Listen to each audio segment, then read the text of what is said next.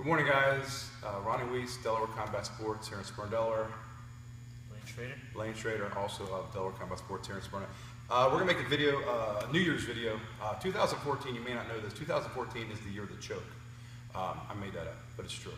So there's a loop choke setup I do all the time, and it catches a lot of people in it because it's kind of a reverse setup that people don't recognize.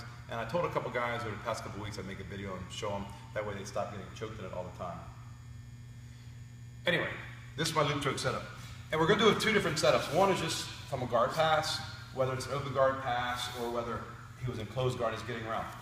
Traditional loop chokes, obviously hand in the collar as he comes around, and you're rolling this way, we're rolling, over the arm. You guys know those loop chokes. The problem with this loop choke is people are onto it. People know. If you start passing this way, they understand what's going to happen. What I like to do is I set up a little bit different. I actually use an inverted grip on the jacket.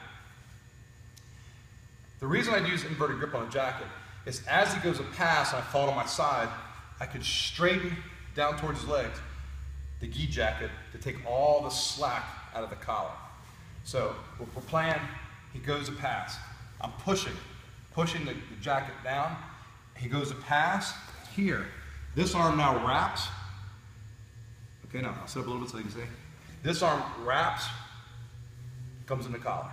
Okay, so one more time, we're here. He passes here. Now I've got the loop choke really deep tight because I'm pulling. Now from here, you just finish the loop choke however you want to finish it. What I always do is I cup on this side, I cup the back of the arm to stop his rotation. So we're here, I pull, he comes and does a pass, I get the collar. This hand traps behind the arm. I roll, I pull the arm under, and he taps. All right, easy setup. People fall for it a lot.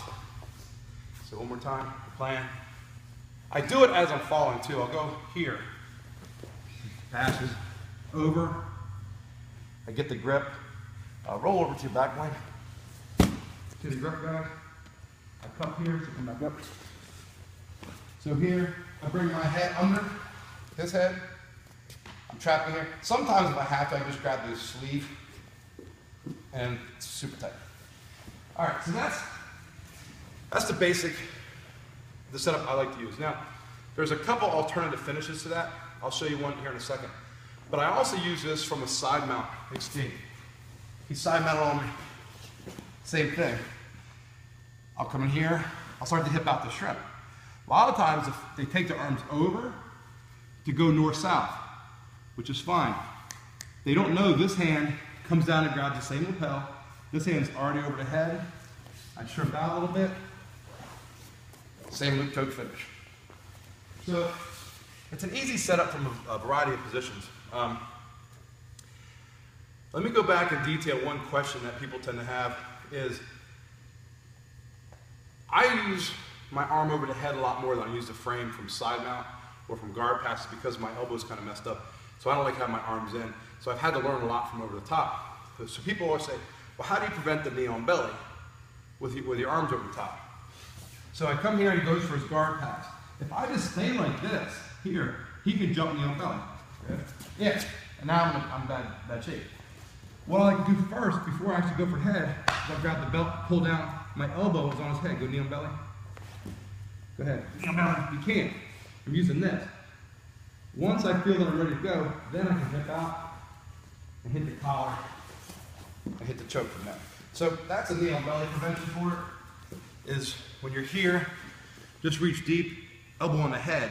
He can't go on knee on belly without his head, and it gives me time to hip out, and as I let go of the belt, come in here for the loop choke. Now, if you want to be violent with it, which I'm always an advocate of violence, because violence does solve everything, there's a tighter finish to the choke.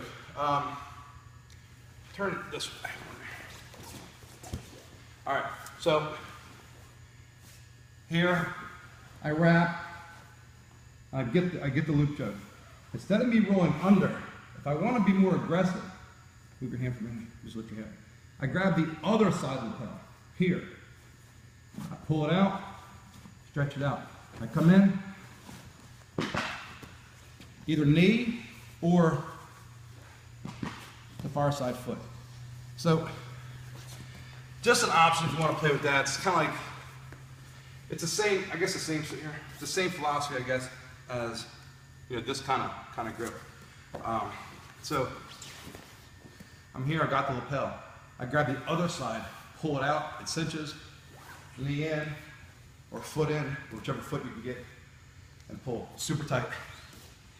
So that's the loop trick I use a lot. I catch a lot of people in it.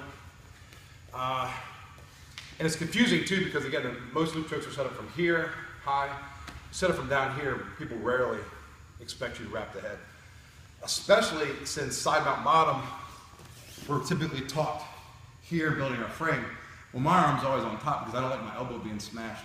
So they never see, or they do and they ignore it, the grabbing of the lapel down here and my arm's over it, and you just grab the collar for the loop trick. So anyway, that's a loop trick setup I wanted to show you guys. I had a couple people ask if I would show that.